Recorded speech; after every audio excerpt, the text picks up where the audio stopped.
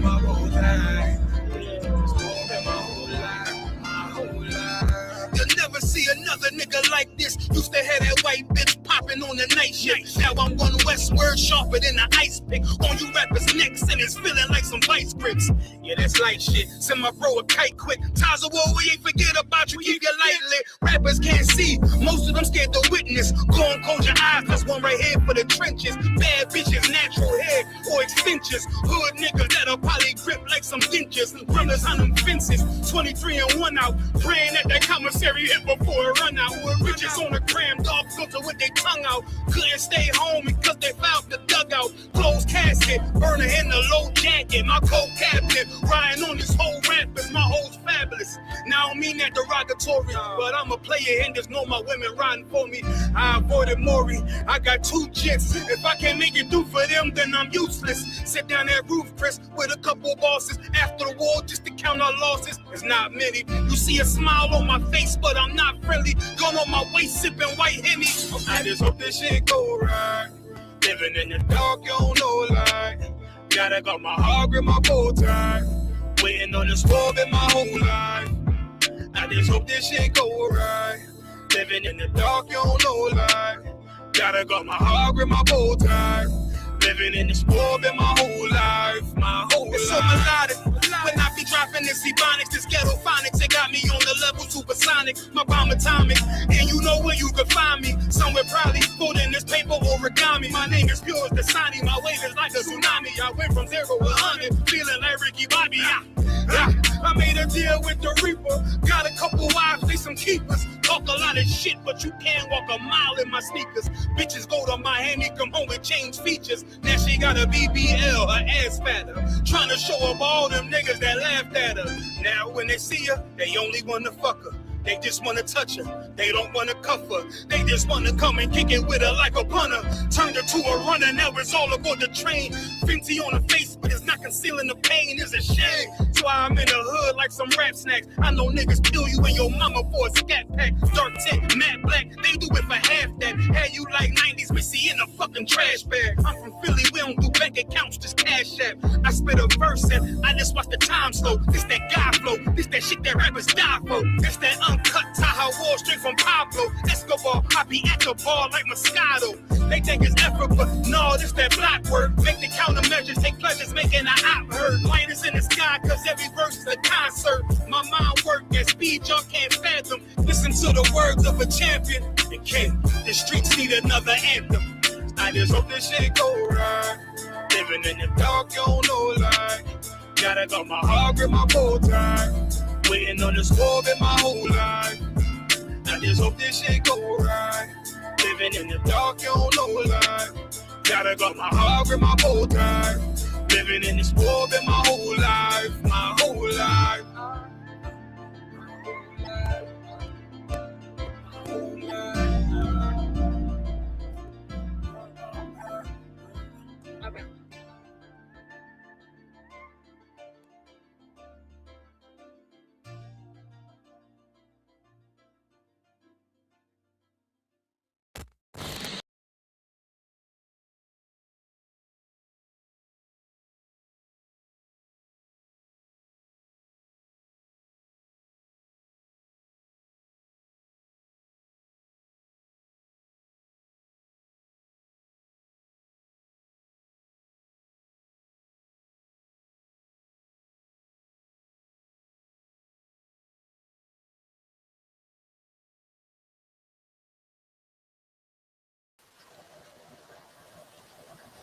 All right. Salakia, we back in the building. Shalom, Yahweh Ba'ashem Yahushua, Barak Thumb to the brothers. Shalom, Shamar, Al Thumb Ba'ashem Yahushua to the sisters. It is the ISUPK, that is the Israelite School of Universal Practical Knowledge out of Harlem, New York, since 1969 under command in General Yohana. And we've been called to teach the so-called Black, so-called Hispanic, and so-called Native Americans that we are the lost sheep of the house of Israel. Always said, if anyone is lost on this planet, it's us. We're lost. I mean, look at us as a people. Look at us as a people. I said this last class, and I think it's worth saying again. We are so lost that we are actually helping the colonizers colonize the land, to regulate the land that they took from us. That's what happens when you vote.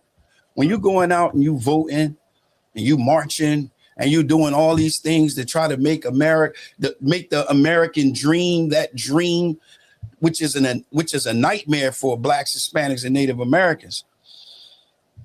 We have to reevaluate our spiritual morality, our spiritual morals.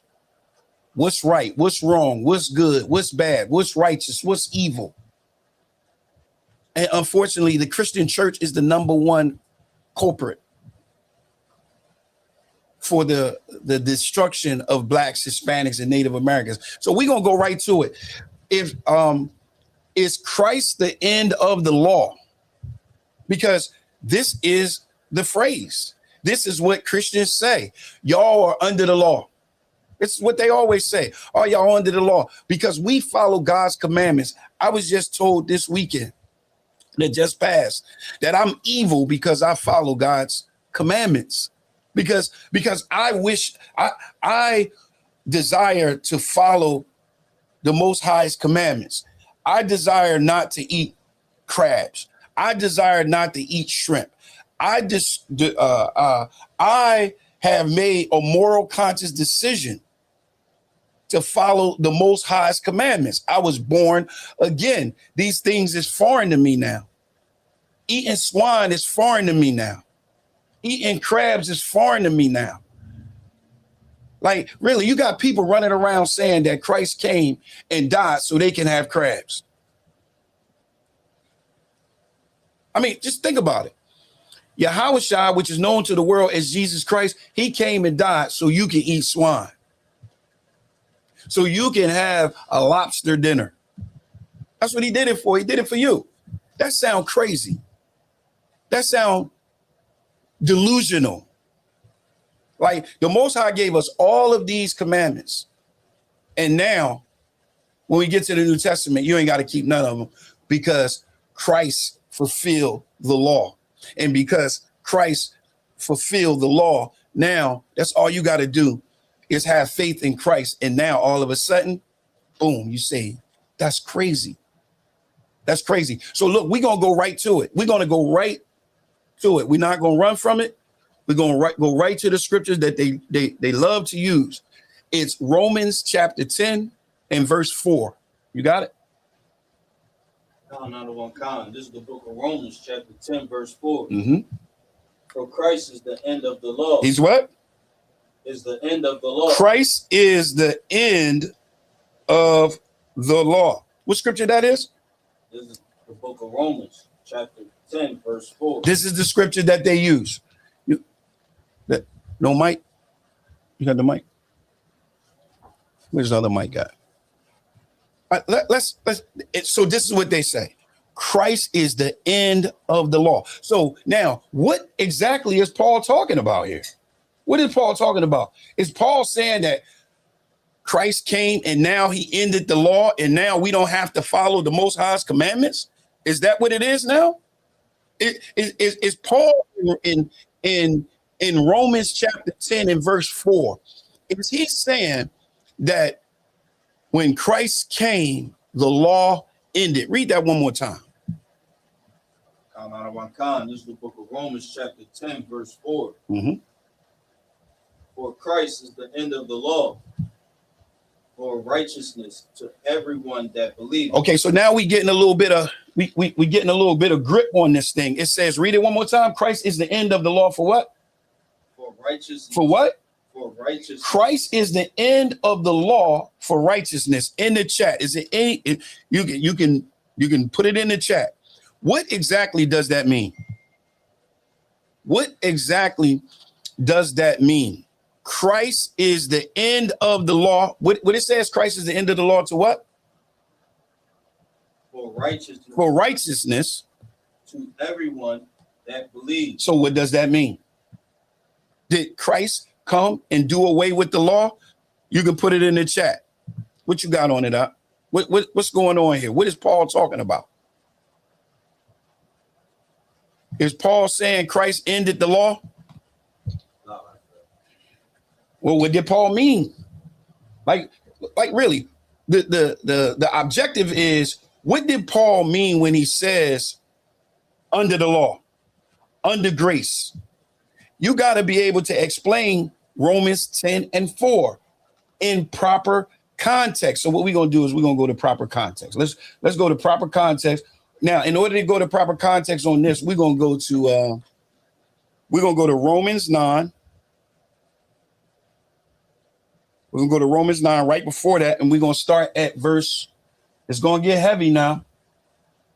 We're going to start at verse.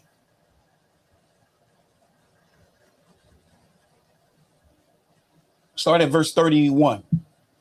Romans chapter 9 and verse 31. We want to get an understanding on why is Paul saying Christ is the end of the law for righteousness.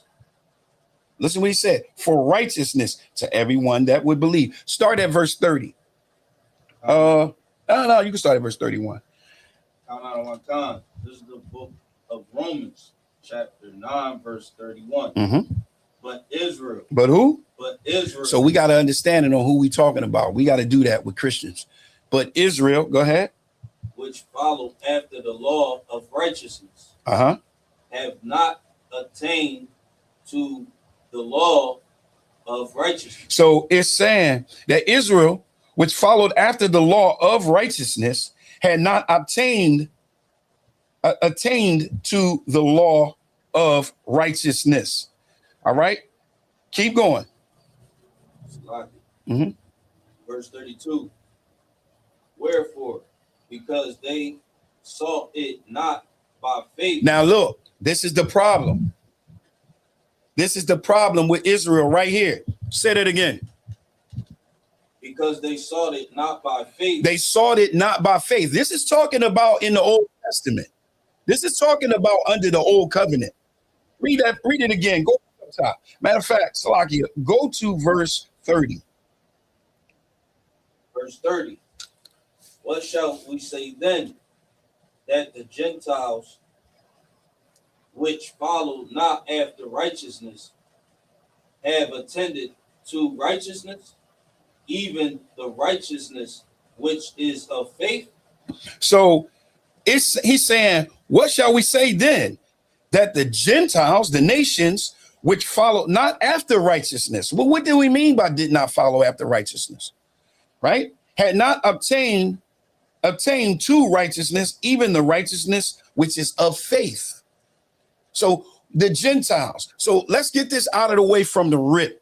Let's look at this Gentile statement. Let's look at this Gentile statement. Let's go up to verse in the same chapter, chapter 9. We're going to go up to verse chapter 9, verse 24. Are you familiar with this breakdown? You familiar with this breakdown? Yeah, you got it. Verse 24.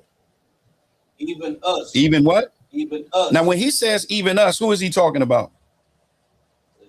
No, he's talking about the Jews. It's very important that you put everything in perspective right here. You put everything in context right here. You got to, when you're dealing with Paul's epistles can be hard to be understood. We see that in the scriptures. It says in the book of Peter says it, that Paul's epistles can be hard to understand. All right. So when he says, read it again. Even us. Even us. When he says even us, he's talking about the Jews. He's talking about Judea. He's talking about the Jews. He's talking about the circumcision. He's talking about those of the southern kingdom. Keep going. Whom he have called, not of the Jews only. See, not of the Jews only. So you know it's talking about the Jews. Go ahead. But also of the Gentiles. But also of the Gentiles. So now Paul is making a statement. He's making a statement and he's saying Jews, not just the Jews, but the Gentiles. So Christians see the word Jew. Linguistically, they say, oh, that means all 12 tribes, but that's not. And that's why it's important. This, when you say even us, whom he had called, not of the Jews only, talking about the Jews, but also of the Gentiles. And then verse 25, he says, now, and when he goes to verse 25, right, it's like you ever been to court and your lawyer was trying to fight your case.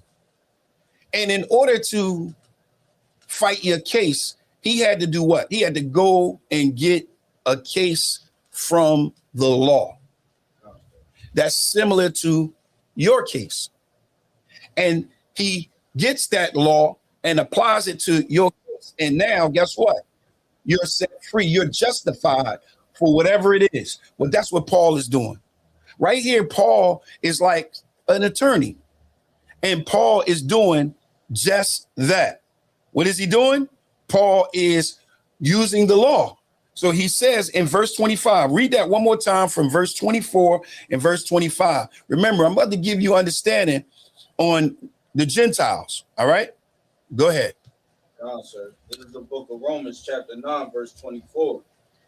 Even us, whom he hath called, not the Jews only, but also of the Gentiles. So, of course, a Christian would say, see, Gentiles. This is talking about other nations. Anybody would say that when they initially read it. All right. If you don't understand the history that leads to this document, you're going to say just that. You're going to say that those are other nations. But then Paul says what Paul says. As verse 25, as he saith also in OC. So he says, as he also say in OC. Now, when he says, as he also say in OC, that's Paul making a reference to the law. That's Paul as a spiritual attorney fighting your case. And he says, listen, well, I got a case law that also says OC.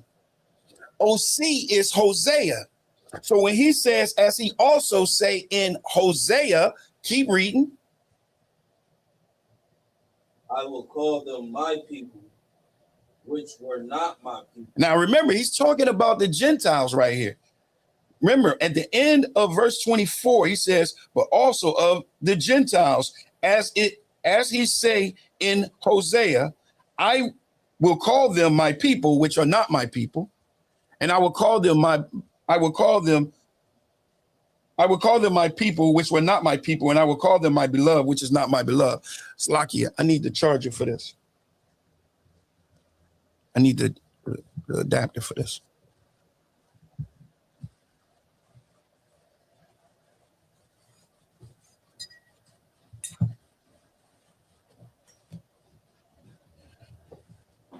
Is it? That's it?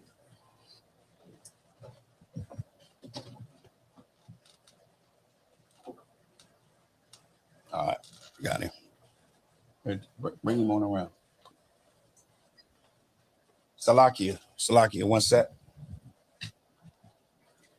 All right, let's swap.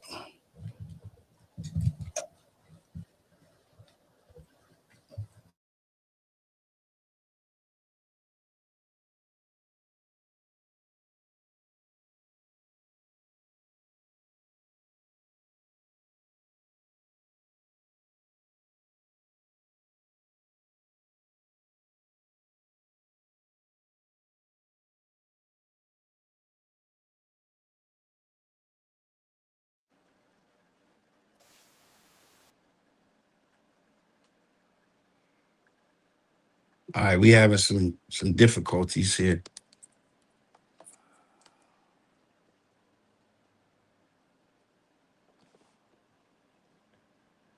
All right, Salakia, we got to rock out just like this.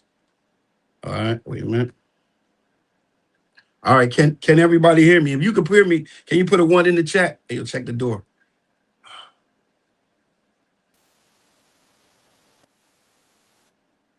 Yo, check my sound. Salakia, we have 1 set. All right, there we go. All right. Check mic. Hold on. 1 sec. I think we Tawab.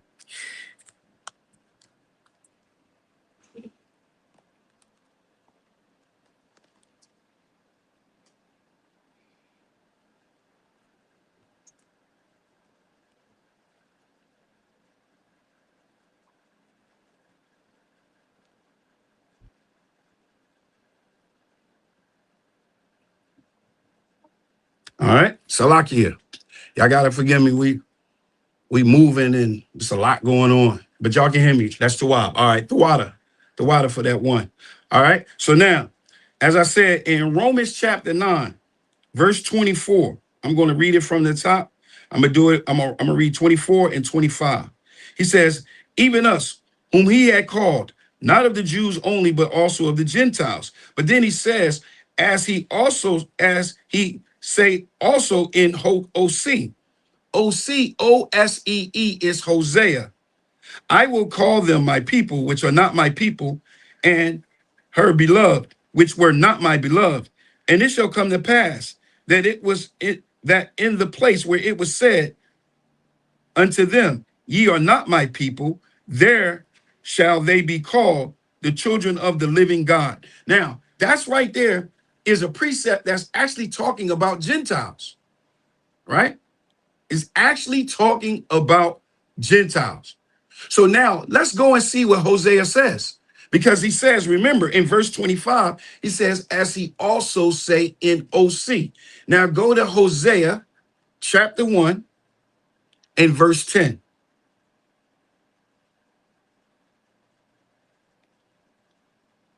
This is how we're going to prove who the Gentiles is here. So we can get that out of the way before we move forward to that law. And understanding that Christ did not end the law. He did not end the Most High God's standards. He did not end that. He just put an end to what? To the law. I mean, to being under the penalty of law, Salakia. Being under the penalty of the law. All right, you got it? Chapter 10, verse 1. No, chapter 1, verse 10. Hosea chapter, look, the precept for Romans chapter 10, verse 25, when it talks about the Gentiles, is Hosea chapter 1, verse 10. All right, go ahead. This is the book of Hosea, chapter 1, verse 10. Mhm. Yet the number of the children of Israel All right. shall be as the sand of the sea. Read it again. Now, this is what Hosea is saying. Remember, Hosea is saying this about Salakia. Hosea is saying, he's actually saying this about, what the heck? Hold on.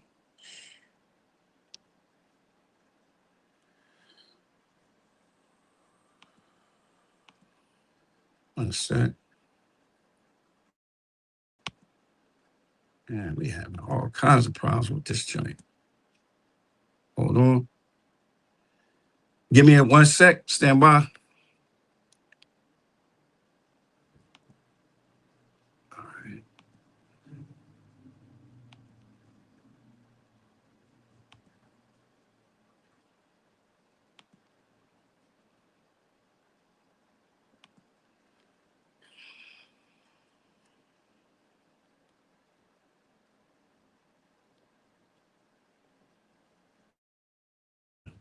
Like no camera is working like right now. None of the cameras is working. Like neither one of them. Salakia. Set. Camera.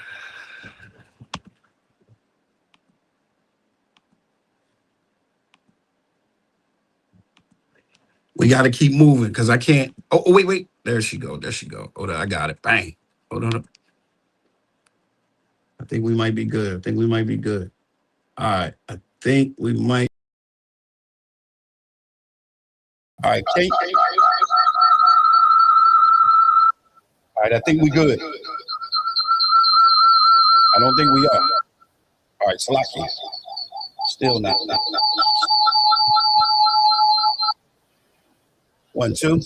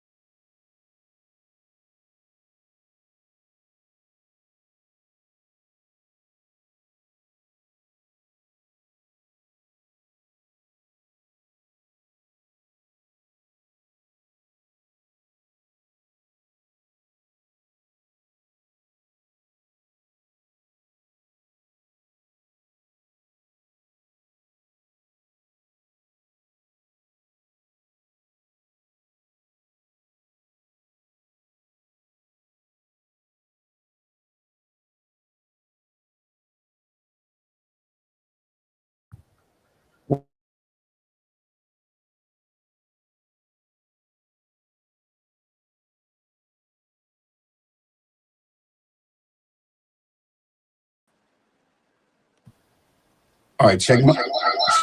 See, no matter what, why is it doing that?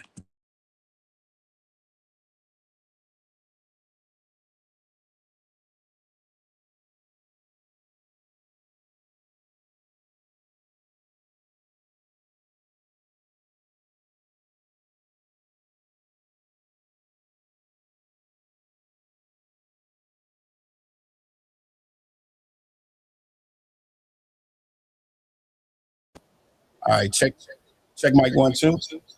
It's still echoing. That's the problem. Why is it echoing?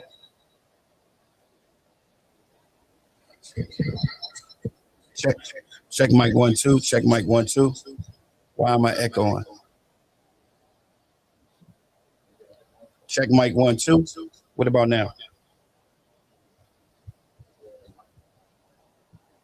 Is it still echoing? Still echoing.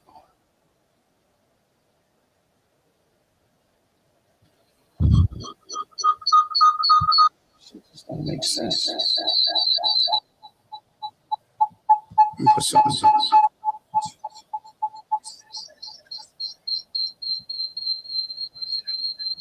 Hold on.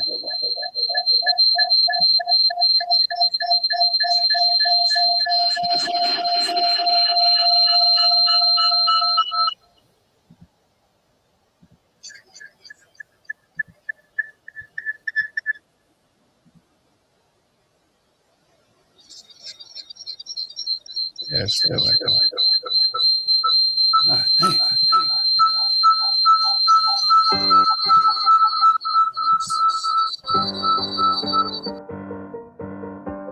Yeah, on 44 shit, you know what I mean? Busy man.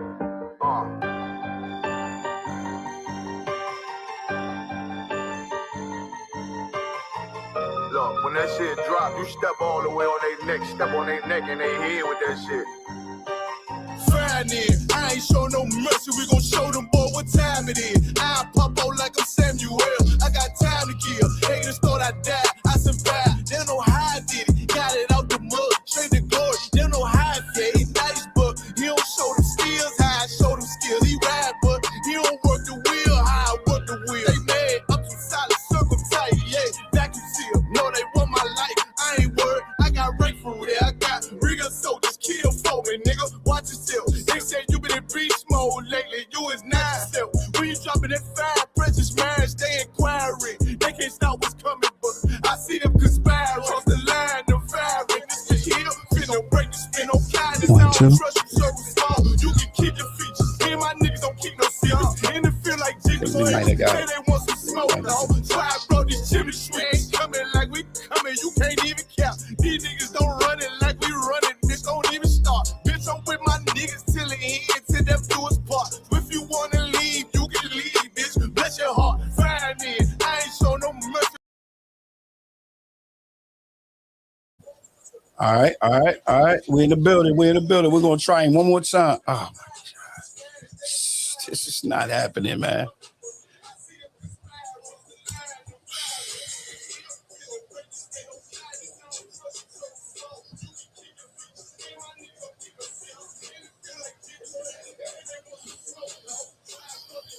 So that was cool. Whatever you was doing, I was doing that.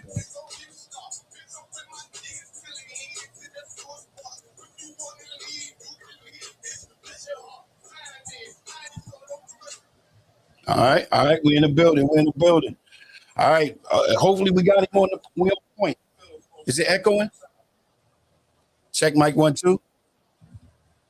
Check mic 1, 2. Is it echoing? We good? We quiet? Check mic 1, 2. All right, we quiet. My goodness. All right, Romans 10:4. Let's go back to that Romans 10:4 piece. Who got it? All right, you got it. The book of Romans, chapter 10, verse 4. Mm-hmm. Christ is the end of the law. Christ is what? End of the law. Like I said, this is what Christians use. Christians use that Christ is the end of the law. And they say because we're following his commandments that we are evil and we are wicked. Because he says, say it again. Christ is the end of the law. Christ is the end of the law. So what exactly is that talking about? Keep reading. For righteousness. For righteousness. Christ is the end of the law for righteousness is very important, because the issue and the problem was those of the old covenant, Israel was not following the law based on righteousness. They was following the law based on works. They felt as though that they can work by doing the works of the law. That's what makes them righteous, but that's not what makes you righteous. By taking and executing the penalties of the law. That's not what makes you righteous. All right. That's not the righteousness of the law. And to prove that, go back to Romans 9. And now we went up to 9:24 and 25. We proved that Gentiles are can be Israelites. But also, I want you, before you do that, I want you to go to Matthew 5 and 22.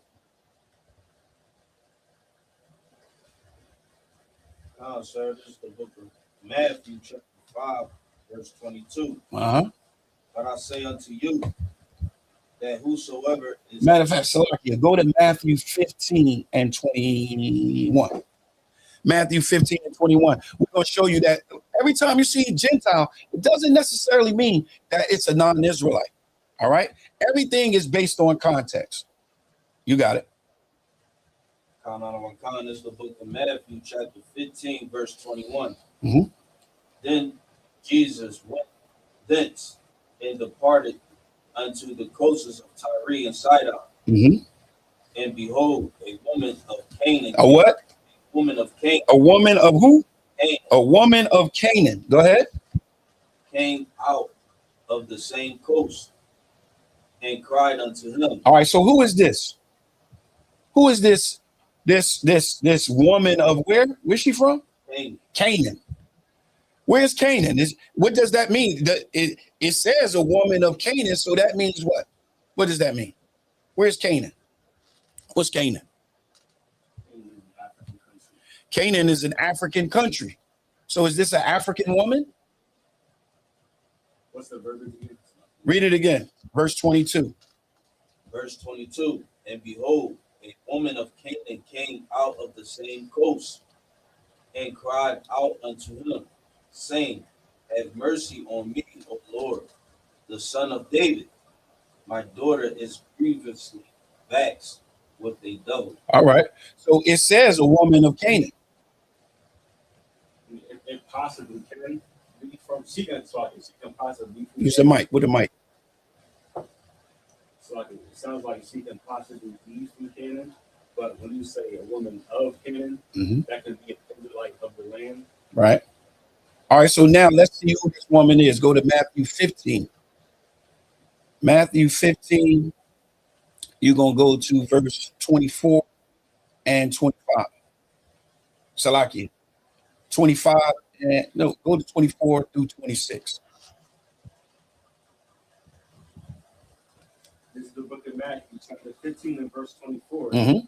But he answered and said, I am not sent but unto the lost sheep of the house of Israel. No, Salakia.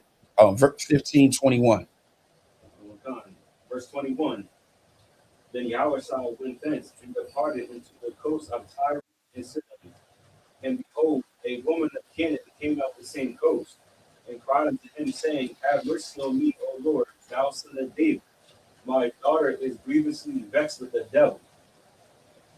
But he answered her not a word. And his disciples came and besought him, saying, Salakia. You at Matthew 15, 21? 24 through 26? I read verse 21. It's like 21 and 22. All right. I need you to get down to verse 25. I will find verse 25. Then came she and worshipped him, saying, Lord, help me. Hold up. Are you in Matthew 15 and 25? I will come. Read it again. This is Matthew 15 and 25.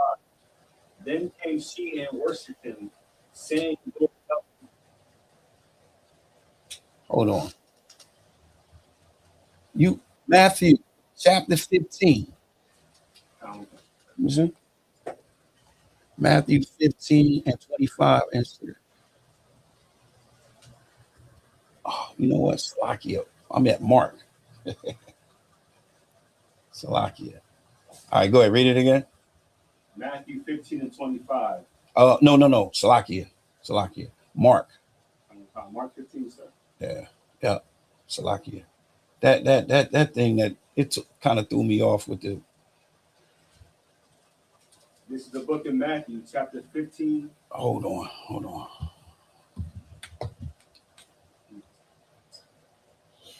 That just took me way off. Let me pull him up. Matthew 15 and 21. Mark chapter 15 and 21. And they compelled. No, Matthew 15 and 21.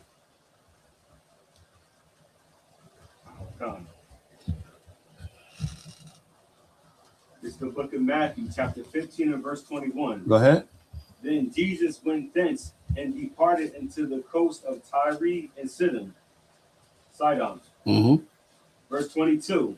And behold, a woman of Canaan came out to the same coast and cried unto him, saying, have mercy on me, O Lord. All right, now stop right there. Now you grab Mark 7 and 25. Michael Ward. You said Mark 7 and 25? Mark 7 and 25. This is the book of Mark, chapter 7, verse 25. For a certain woman whose young daughter had an unclean spirit heard of him and came and fell at his feet. Mm-hmm. The woman was a Greek. She was what? Was a Greek. Now listen. It says the woman was of Canaan. Now it's saying, read it again. The woman was a Greek. Uh-huh. A Phoenician.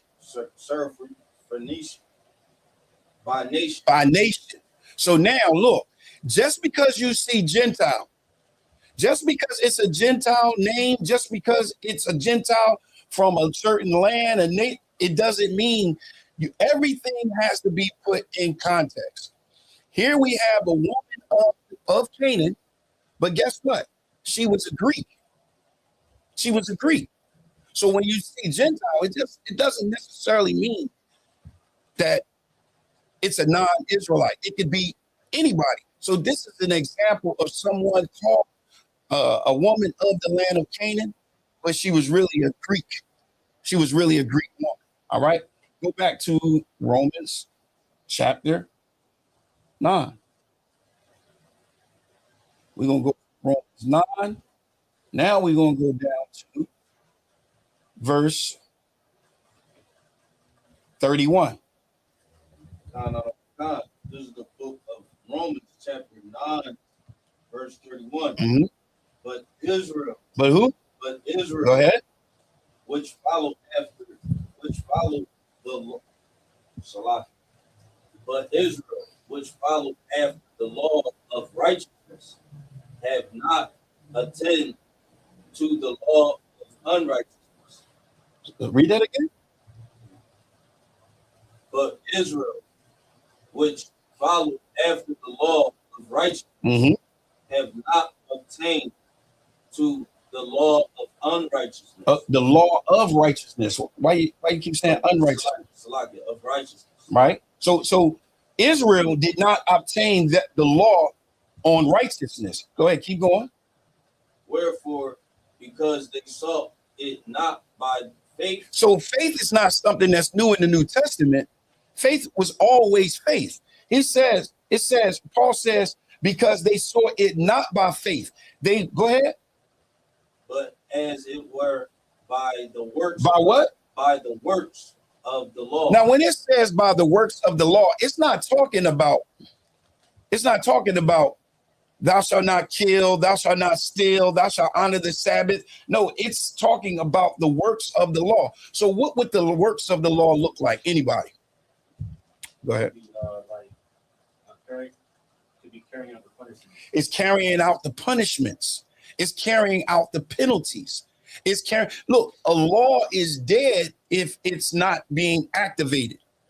If it's not anyone to carry out the judgments of the law, then the law is not activated. The law is not real. All right. Someone has to activate it. So Israel was trying to obtain the law by works, not by faith. By works. Keep going. For they stumbled at the stumbling stone, Uh-huh. as it is written, behold, I laid in Zion a stumbling stone and rock of offense. A rock of offense. So that rock of offense is Christ, the Messiah. Keep going. Salaki.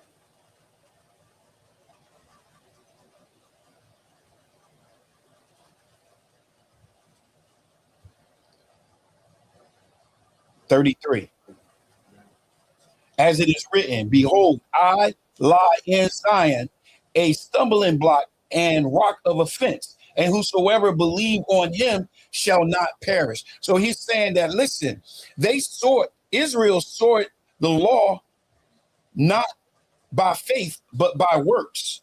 So now that faith that they're supposed to have a faith in Christ. And because they don't have that faith in the Messiah has become a stumbling block. And now, because it's a stumbling block, they can't understand. And now Paul says this, verse 1 of 10 and 1. Yeah, Romans 10 and 1. Mm-hmm. This is the book of Romans, chapter 10 and verse 1. Brethren, my heart's desire and prayer to God for Israel is that they might be saved. That they might be saved. Remember, he just mentioned the fact that they tried to obtain the righteousness by works and not by faith. And now the Messiah comes and the Messiah becomes a stumbling block. It becomes a stumbling block for them. So this is why Paul says, brethren, my heart and desire and prayer to God is for Israel, that they might be saved. Keep going. Verse 2, for I bear them record that they have a zeal of God, but not according to knowledge. Right? Because remember, they was trying to obtain righteousness by works. So he says it one more time, verse 2. For I bear them record that they have a zeal of God, but not according to knowledge. Not according to knowledge. Keep going. Verse 3, for they being ignorant of God's righteousness and going about to establish their own righteousness, Keep going. have not submitted themselves unto the righteousness of God. So the issue is, they were trying to obtain righteousness by faith. They was trying to obtain righteousness not by faith. They was trying to obtain righteousness by works. So Paul is saying, listen, for they being ignorant of God's righteousness and going about to establish their own righteousness, have not submitted themselves unto the righteousness of God. For Christ is the end of the law of righteousness to everyone that believes. Keep going. Verse 5, for Moses describeth the righteousness which is of the law, that the man which doeth these things shall live by them. Shall what? Live by them. So if you, according to the law, if you're doing them, you're going to live by it. If you're going by that law, you're going to live by it. Verse 6. But the righteousness which is of faith. Is of what? Faith. That's the problem. That's what they didn't do. They were not trying to obtain it by faith. They was trying to obtain it by works. So because they were trying to obtain the promise by works, what happened? Christ comes, the Messiah comes to unify Judah and Israel. And he becomes a stumbling block because they are not trying to obtain it by faith. Keep going. Verse 6. But the righteousness which is of faith speaketh on this wise, say not in thine heart, who shall ascend into heaven? Mm-hmm. That is, to bring Christ down from above. Keep going. To bring the Messiah down from above. Keep going. Or who shall ascend into the deep? Mm-hmm. That is, to bring up Christ again from the dead. But what saith it? This is what it says. This is what the promise says. Keep going. The word is nigh thee. It's near you. Go ahead. even in thy mouth. In your mouth. This is all from the old covenant. This is all from the Old Testament. This is not something new. Keep going. God. And in thine heart, that is the word of faith. The what? The word of faith. The word of faith. Keep going. Which we preach, that if thou shalt confess with thy mouth the Lord Yahushua, and shalt believe in thine heart that God hath raised him from the dead, thou shalt be saved. And it's talking to Israel. It's talking to Israel. So Christ is not the end of the law. He's not the end of the most high standards. Give me Romans 3:31. He's not the end. He doesn't end the standards of the most high. Remember, the law set the standards of the most high. All right. It navigates and tells you what's right and what's wrong. You got it? Go ahead. Romans chapter 3:31. Do we then make void the law through faith? God forbid. God forbid. Just read that one more time. Do we then make void the law through faith? God forbid. Yea, we establish the law. We established the law. In the ISUPK under command in General Yohana, we established the law. We established this very law. So faith doesn't make the law unnecessary, because if it did, Paul wouldn't say we established the law. He wouldn't say that. Faith and obedience is never our enemy. It's never against us. Faith establishes God's righteousness instead of getting rid of it. I'm going to say it again. Faith establishes it. This is why the faith was so important for Israel, because if Israel had faith in the law, if they had faith in the coming of the Messiah and not trying to obtain it by works, their faith would have established God's righteousness instead of getting rid of it. You understand? Give me Romans 6. We're going to go to Romans 6:14-16. Romans 6:14-16. We established the law. So now the question that I'm asking is, under the law, are we under the law or are we under grace? Because Christians like to say that because I want to be obedient to God, I'm evil and I'm wicked because I want to follow the Most High's commandments. Now I'm evil and I'm wicked. I'm wrong. He did not do away with this law at all. The law is necessary for bonding. It's necessary for our unity. You got that? Okay. Let's get it. This is Romans chapter 6 and verse 14. For sin shall not have dominion over you. Say it again. For sin shall not have dominion. Sin shall not have dominion over you. What does that mean? Sin should not have dominion over you. What does that mean? Go ahead, you got it. It means that when you have the thought to come against God's law, you can actively push away from it and battle it. Right. So it won't. So you know, what I mean, it can't control you. You're not like an addict. Right. Addicted to it. Con. What does dominion mean? Like dominate. Dominate. Reign over you. It says, for sin had not dominion over you. For you are not under, this is verse 14. You are not under the law, but under grace. It doesn't have, you do not have to be obedient to sin, but you have to be obedient to the Most High God. That's where your faith comes in at. That's where your faith comes in. Faith is, as they would say, is the substance of believing without seeing, right? You want things to work in your life. You want things to come together in your life, but you're not in the right position, meaning you're not in order. If you're not in order, you are a person that does not believe by faith, because if you believe by faith, you'll follow the book and the results will come. And the results would be the work, these works lead to life. For sin is not For sin shall not have dominion over you, for ye are not under the law, but under grace. What does that mean? Go ahead. Yeah. It means that, okay, so nobody is going to come and stone us for breaking the commandments. What part is that in reference to? That is referencing to you're not under the law. You're not under the law, but under grace. What does that mean? Under grace means that now, instead of we honor Christ's sacrifice in our stead. Mm-hmm. You know what I mean? So now we have a time period to get right. It's not an immediate death penalty. Okay, right. So what he's saying is exactly right. Grace is exactly what it is. Just like you got a car note, or you got your rent or your mortgage, you have a grace period. It doesn't mean that it's not going to get paid. It just means that you have a grace period to get that bread together. Well, guess what? You got a grace period to get that sin together. Get that leaven out. Purge out that old leaven. Get that out of there. All right.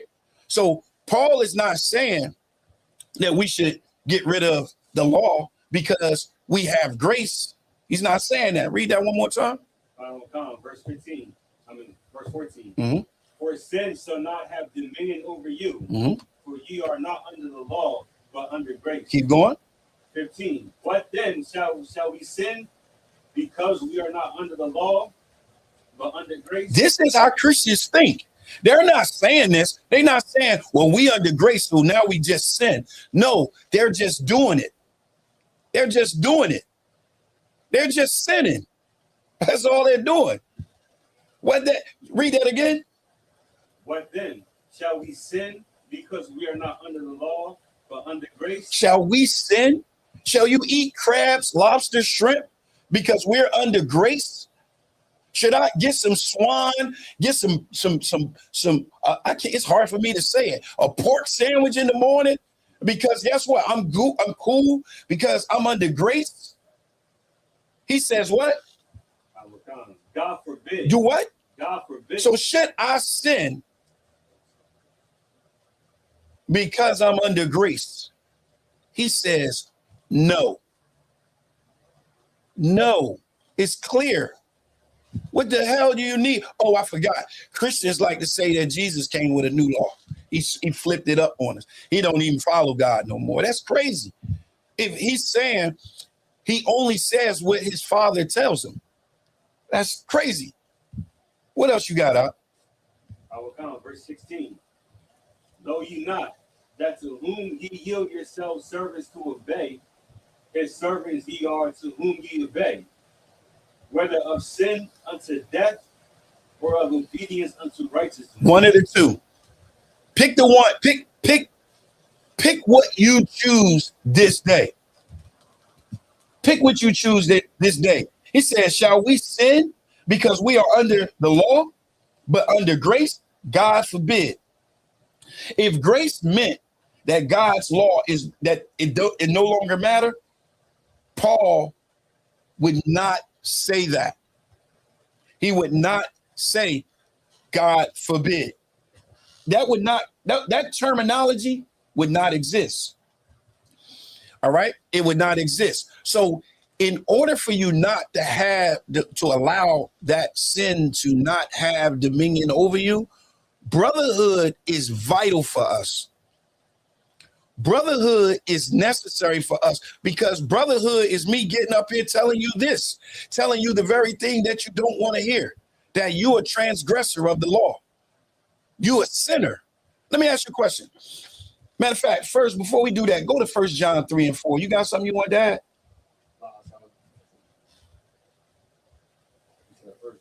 1 John chapter 3.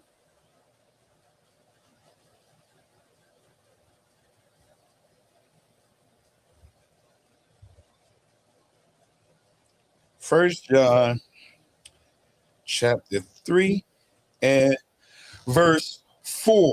Let's see what it is. Because We're in the New Testament, and Christians are saying that Christ got his own commandments, and the Most High doesn't have no commandments anymore because Christ came and he did away with them. Go ahead. I like to see this too. Go ahead. What you're talking about is heavy. Because Christians, they take the Lord's grace for granted. You know what I mean? And they think they're going to just sin forever and sin no matter what, and there will be no consequences. Right. But they're actually, just like the scripture says, they're yielding themselves to the servants of Right. sin. Right. I was like that as a pastor. I was a servant of sin. I was a servant of sin in my mind because I felt like Christ fulfilled the law and I was good. And now when the Most High look at me eating my pork sandwich, he don't see me eating a pork sandwich. He see me like Christ. That's crazy, right? He don't see me eating crabs, lobsters, and shrimp. He see me like Christ. That's crazy right there. No, he see you eating that shrimp. He see you eating that lobster. He see you eating food that is unclean. And then this person gonna tell me, you can't call what God made unclean, unclean. Put it in the chat. Send it to me. I told him, email it to me. Show me where it says that he made swine and all the things that he said unclean. Show me where he made it clean at. Show me. You got it up. Come. 1 John chapter 3 and 4. This is sin. Whosoever committeth sin transgresseth also the law. So in other words, he's saying, listen, when you commit this act is transgression of the law. For sin is the transgression of the law. Facts. So Paul says we should not continue to sin. God forbid. So now sin is what? Transgression of God, of the Most High's law. Keep going. Verse 5. And ye know that he was manifested to take away our sins. So this right here is a heavy statement right here because it's saying that Christ came and was manifested to take away our sins, but yet you still sinning. You still sin. And you know what the Christians say? Well, no, this is saying, no, matter of fact, keep reading. I'm going to get to it. Keep reading. And in him is no sin. Whosoever abideth in him sinneth not. Read that again. Whosoever abideth in him sinneth not. In other words, he's saying whoever abided in him, which is Christ, believe in Christ, you do not break the commandments. You don't break the commandments. Keep going. Whosoever sinneth have not seen him, neither known him. Neither know him. Now, let me say this to you.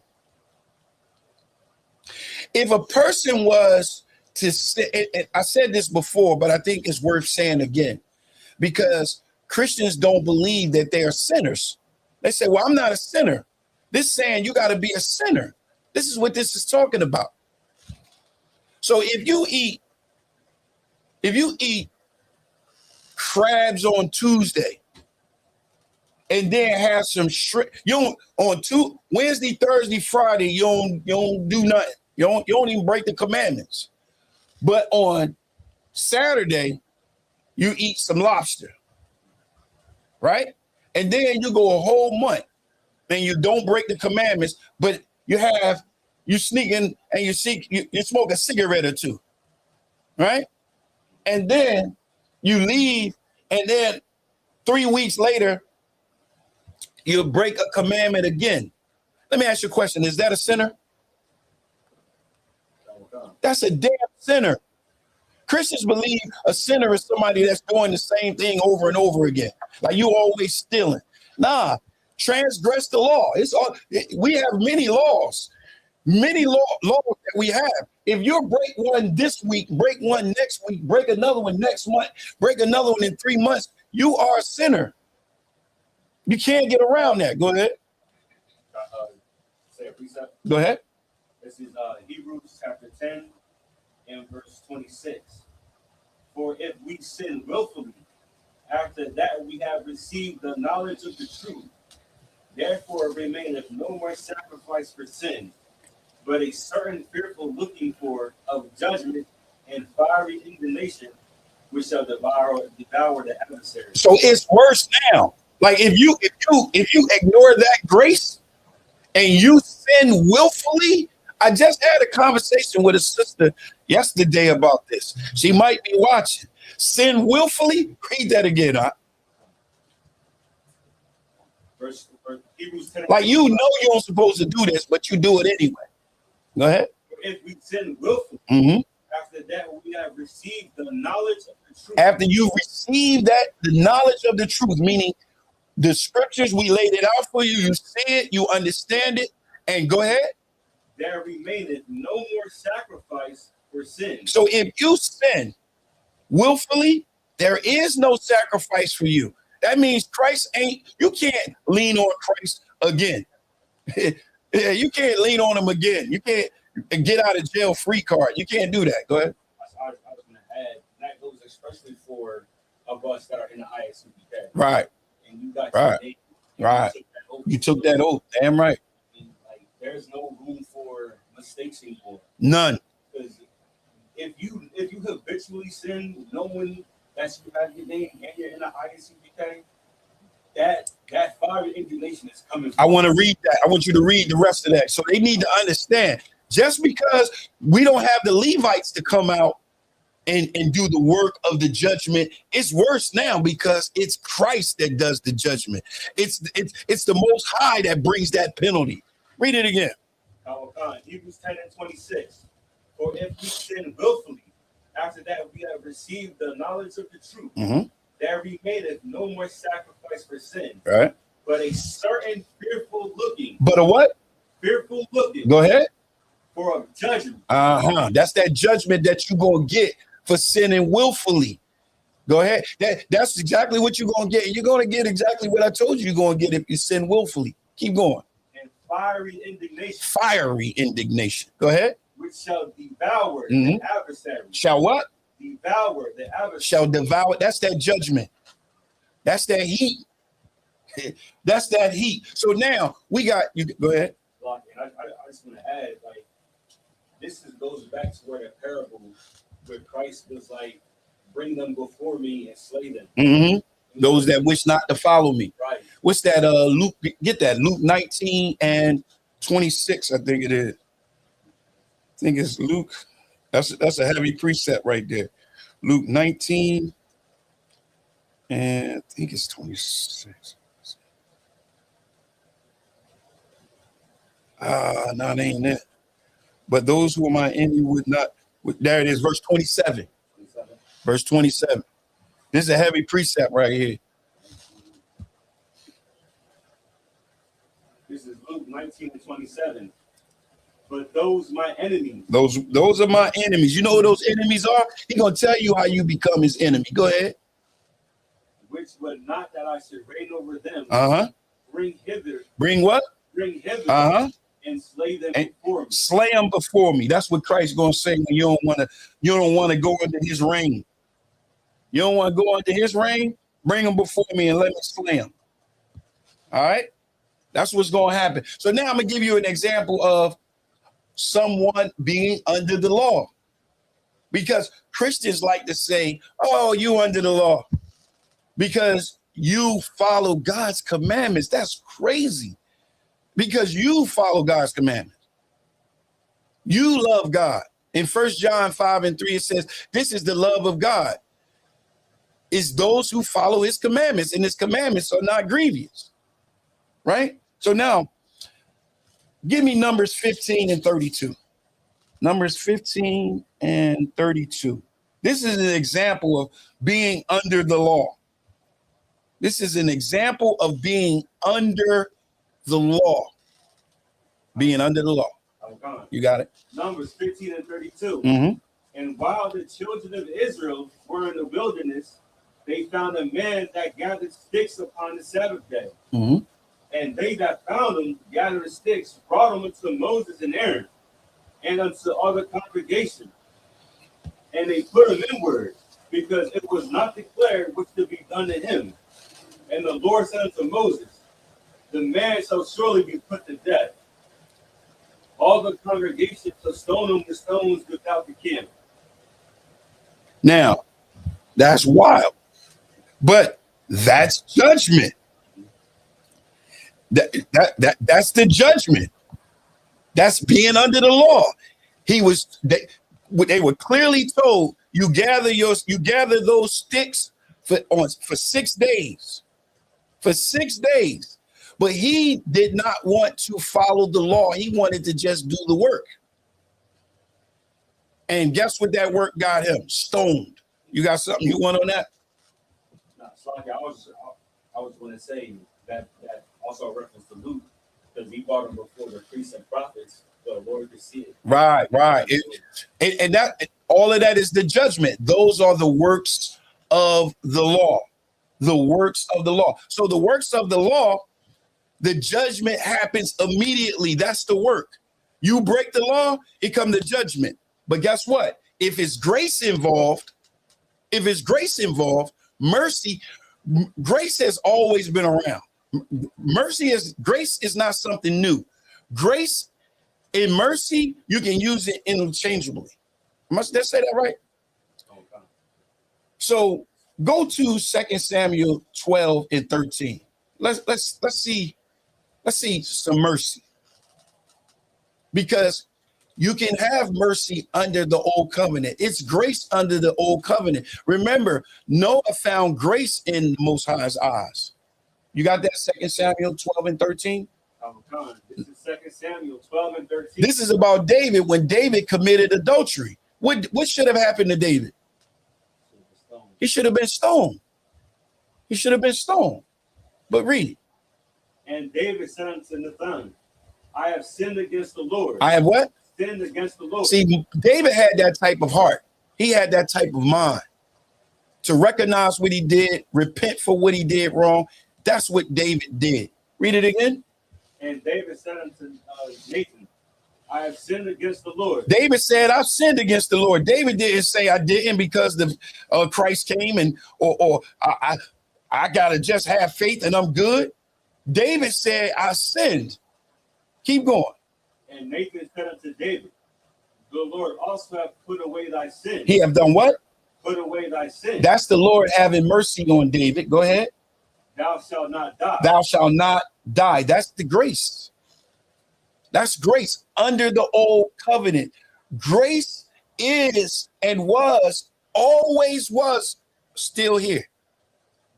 That's not something new.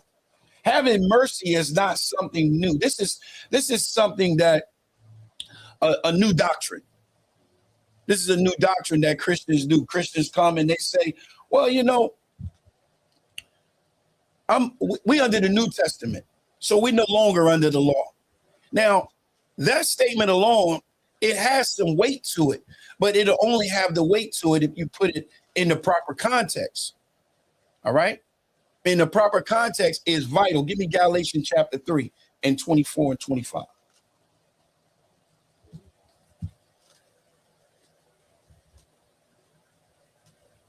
This is the book of Galatians, chapter 3 and verse 24. Wherefore the law was our schoolmaster. It was what? Our schoolmaster. What does that mean? It was what? Teacher. Meaning? Keep going. All right. So he's saying the tutorer was what? The schoolmaster was our schoolmaster. Go ahead. To bring us unto Christ. Uh-huh. That we might be justified by faith. But after that, faith is come. We are no longer under a schoolmaster. This is what Christians use right here. They drop the mic right here. Bang. They drop the mic. It says, wherefore, the law was our schoolmaster to bring us to Christ. And remember, they believe that Christ, once we got to Christ, Christ was the end of that, right? That we might be justified by faith. But after that faith is come, which is Christ, he came with that faith, we're no longer under the law. No longer under the schoolmaster. Keep going. We're going to break it down. Keep going. Verse 26. For ye are all the children of God by faith in Christ Jesus. Mm-hmm. For as many of you as have been baptized into Christ have put on Christ. All right. Put on Christ. Now, let's go back up. Give me a breakdown. What is this saying? Verse 23, it says, but before faith came, we were under the law, shut up until the faith which should afterwards be revealed. So what does this mean? Because a Christian will definitely say, see, this is clear, this is easy. That's all you have to do is just read this. It's plain. It's letting you know that, listen, we were under the law until faith came, and that faith is Christ. Give me a breakdown on it. Help me out.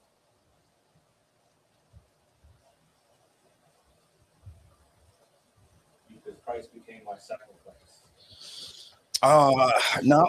Nope. I need something better than that.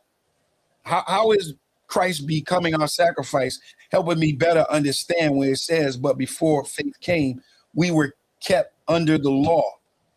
What does that mean? Think about what you read in verse 24.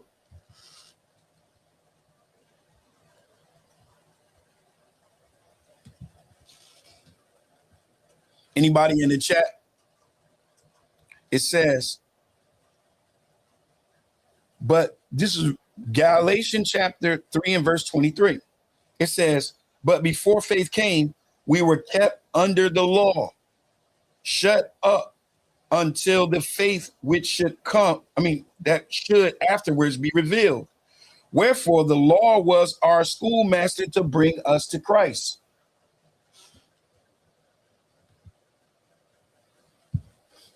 So was it like guided us? It's supposed to guide us. I like that. Go ahead. What do you mean guide us? What is the guide us? Like to follow the spirit of the law. Okay, you're right there. You're right there. You're right there. You're right there. Let them work it out. Think about it. Okay, you were under your parents until you got 18. When you was under your parents until you got 18, your parents taught you what?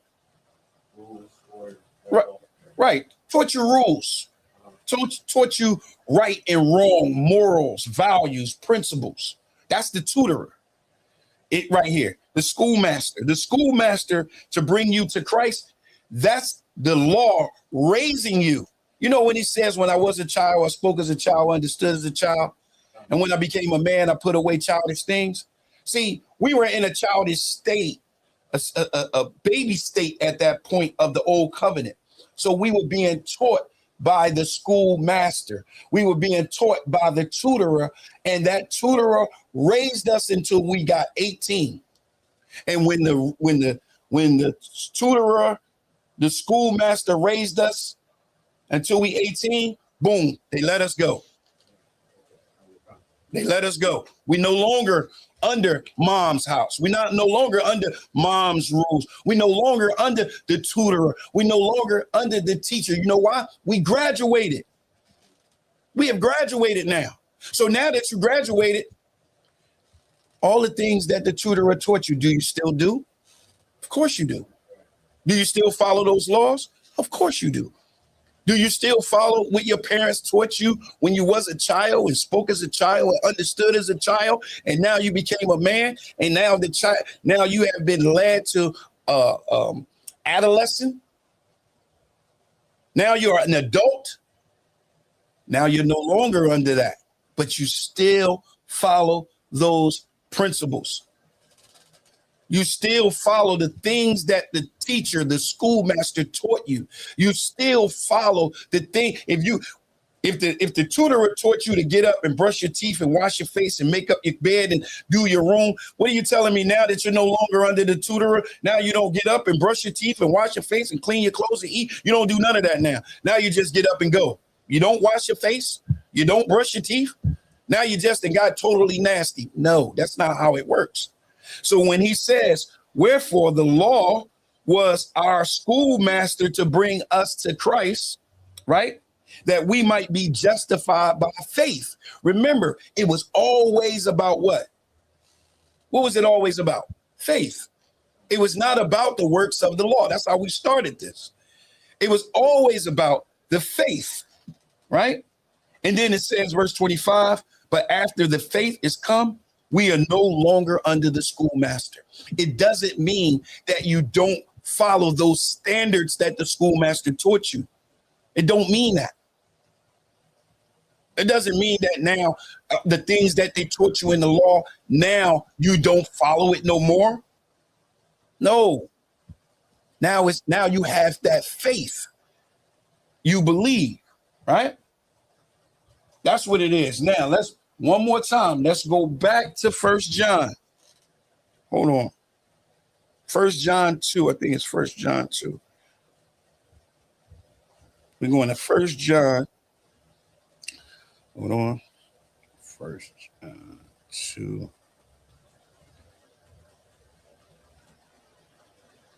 Mm-hmm. All right. We're going to go to 8, verse 8. This is 1 John chapter 2 and verse 8. Mm-hmm. Actually, Salakia, start at verse 7. Verse 7. Brethren, I write no new commandment unto you, but an old commandment. You know who taught him that old commandment? You know what that old commandment was taught by? That old commandment was taught by what? The schoolmaster. It was taught by the schoolmaster. Read it again. Brethren, I write no new commandment unto you. This is not something that's new. Go ahead. But an old commandment, which ye had from the beginning. Which ye have had from the beginning. You learned this from that schoolmaster, that law. Go ahead. The old commandment is the word which ye have heard from the beginning. Mm-hmm. Again, a new commandment I write unto you, which thing is true in him and in you. Mm-hmm. Because the darkness is past, and the true light now shineth. He that saith he is in the light and hateth his brother is in darkness even until now. I really want y'all to really understand this, and I got to this point because for some reason Christians believe that we do not have to follow the commandment and you do not have to love your brother. That's crazy. You can love other nations, but you can't love your own.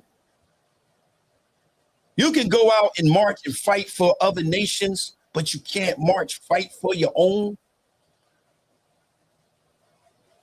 That is someone that is in darkness. We are bringing this light. The light is the law. Love thy neighbor as thyself. Read verse 9 again. Verse 9. He that saith he is in the light. He that say that he is saved. He that say that he is a believer in Christ. He that say that he walk in the truth. He that say he is in the light. Go ahead. And hateth his brother. And what? Hateth his brother. You hate. You got this thing called hate that grows to malice, grows to envy. And you hate his brother. Keep going. Is in darkness even until now. You are in darkness. You got that hate in you. You got that envy in you against your brother, because now you say, well, my brother is anybody that believe in Christ. That's the word now with Christians. Well, my brother is anyone that believes in Christ. No, it's those who do the will of the Father. And guess what? The ones that can only do the will of the Father, I'm going to show you. Sidebar.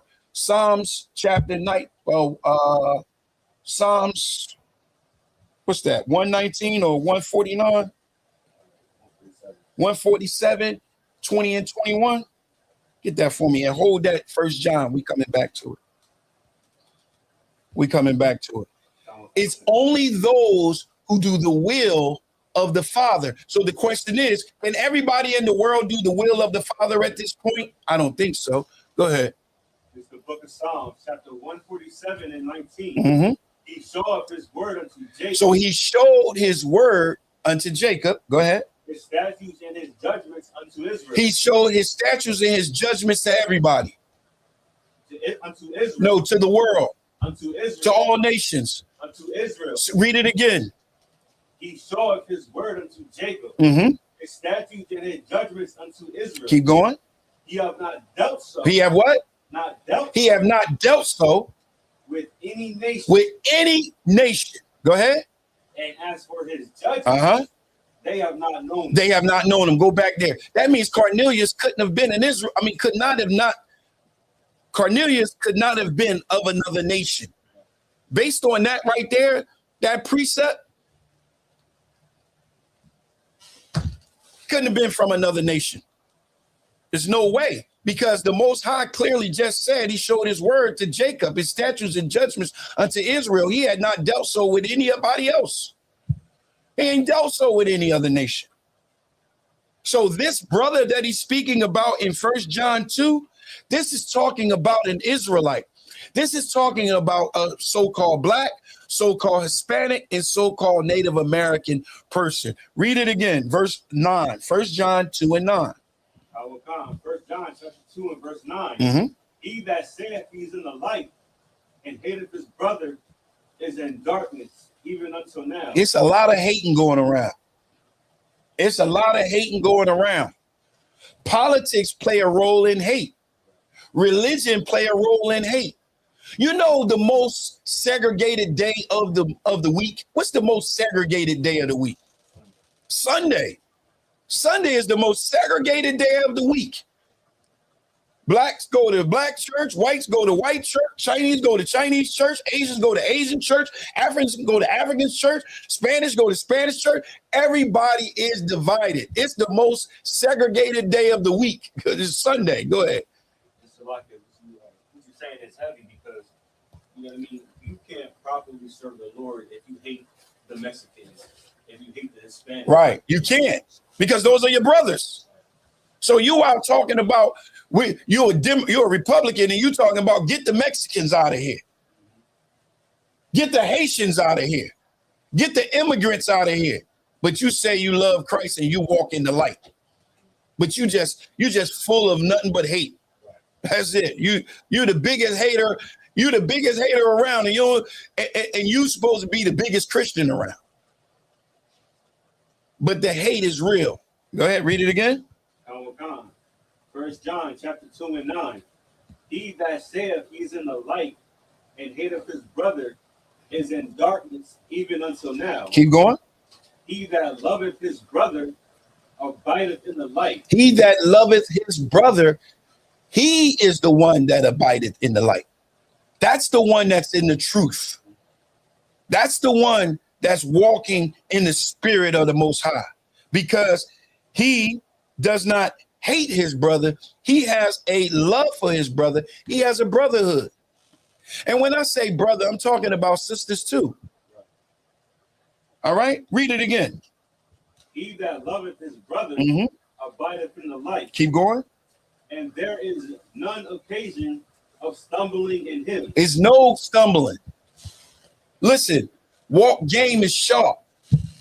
Don't stumble, don't trip, don't fall, ain't nothing. Because guess what? In the ISUPK under Commander General Yohana, we're taught brotherhood. We are taught to love thy brother as thyself. We are taught that. We are not taught to walk in darkness and be in darkness. We're taught to be in the light, be in the truth. Keep going. Verse 12, 11. But he that hateth his brother. He that what? Hateth his brother. Which is a lot of these Christians, a lot of people do. Go ahead. Is in darkness. He's in what? Darkness. Uh-huh. And walketh in darkness. Uh-huh.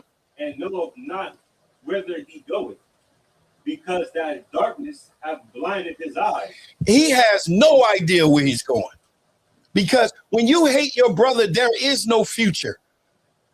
You got a judgment coming and you storing up judgment for the day of judgment. Because guess what? You got this strong hate for your brother and you say you walk in the light and you walk in the truth.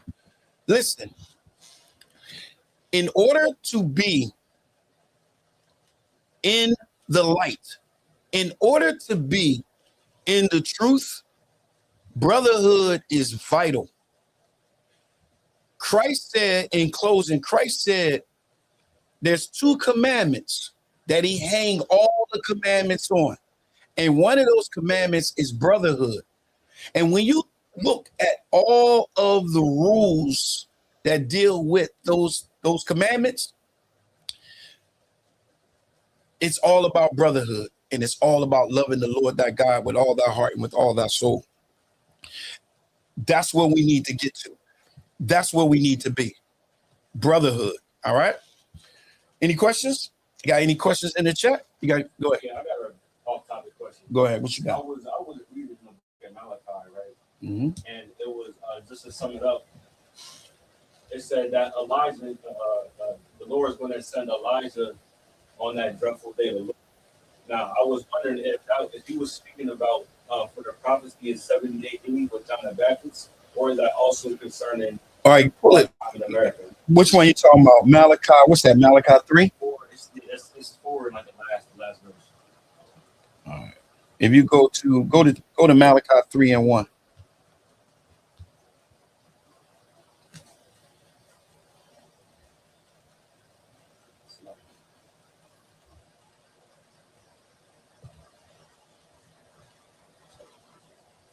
All right, got it. So the question is, repeat the question so they can hear. So, in the book of Malachi, right? Mhm. In chapter 4, inside the last verse. Read that. Oh, God. It's verse 5. Malachi 4 and 5. It says, Malachi, is it 4 and 5? Mhm. Behold, I will send you Elijah the prophet before the day of the great and dreadful day of the Lord. So I was just wondering if that was speaking about the 70 AD prophecy with John the Baptist and Elijah, or was that What you talking about in the dreadful day of the Lord? Come. Okay, go ahead. You want to know when that was? I was wondering if you were going to send Elijah, like was that prophecy fulfilled? Yeah, that was fulfilled. 78 days. Yeah, it was fulfilled. You go to what I would do is I would go to get more clarity on that. I would go to Malachi 3 and 1. And then I would go to Matthew 11.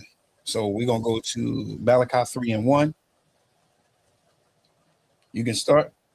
Malachi chapter 3 and verse 1. Behold, I will send my messenger, and he shall prepare the way before me. And the Lord, whom ye seek, shall suddenly come to his temple, even the messenger of the covenant, whom he delighted. Behold, he shall come, saith the Lord of hosts. All right. So now go to Matthew 11.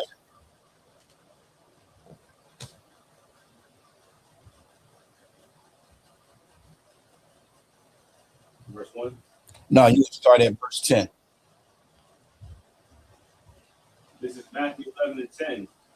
For this is he of whom it is written, Behold, I send my messenger before thy face, which shall prepare thy way before thee. So that's the same language that we read at Malachi 3 and 1, right? Okay. All right, keep going. Verse 12. It's like in verse 11. Verily I say unto you, among them that are born of women, there have not arisen a greater than John the Baptist. Notwithstanding, he that is least in the kingdom of heaven is greater than he. All right, so now that you see that this is talking about John the Baptist, right? Keep going. Verse 12. And from the days of John the Baptist until now, the kingdom of heaven suffered violence, and the violent take it by force. Mm-hmm. For all the prophets in the law prophesied until John. Mm-hmm. And if ye will receive it, If you what? if ye will receive So it, if you will receive it, this is the answer to your question.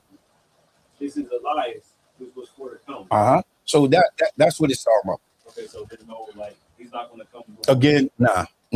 Nah. You know, Christians believe that Elijah's still alive. They believe somebody else still alive too.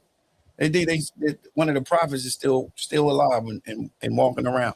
All right. Any questions in the chat? Any more questions in the room? You got the all right. Get what's his name? All right. So I'm gonna turn that class over to priest and officer called Officer Kayash.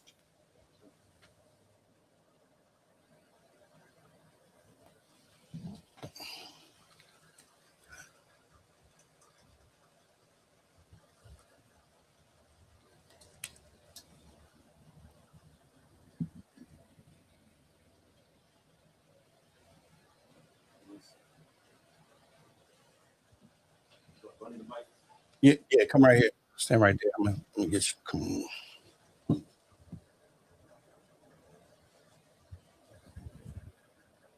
Good to go. Yeah, you good to go. This is the ISBK security announcements.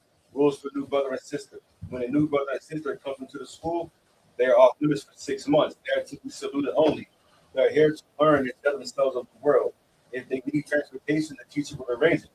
After 6 months, if our brother or sister has an interest in a particular person, let us seek counsel from the head. Tithe is a commandment. Numbers 18 and 21, Malachi 3, 8 through 10 means 10th in Hebrew. By 10% of every penny of any increase the Lord gives you. A priest fund is a free offering for the priest. It's not mandatory. Whatever amount you like to give. Upcoming holy holidays. Up and coming feast days. Feast days. Upcoming holy feast days. What we got coming up is we got is it the Day of Atonement? Blowing of the trumpet. I think it's blowing of the trumpet, or I think it's blowing of the trumpet. We'll get it. Go ahead. Blowing of the trumpets will be held at we'll have ours at 202 North DuPont, Smyrna, Delaware. If any brother wants to be a trooper in the school, please start wearing black boots, shirt, pants, headband, and scarf. And with that, we'll stay at margin in the stand. Men in Israel will give a courtesy salute. Madr Shabbat, Majid, Barak, Yahweh Hashem Yahweh Barak Atham. Yashmatah, hands down, sorrow, fix the sisters. Sisters stand. Men in Israel, Madr Shabbat, Majid, Barak, Yahweh Shema Atham by Hashem Yahweh Shah. Yashmatah, class dismissed.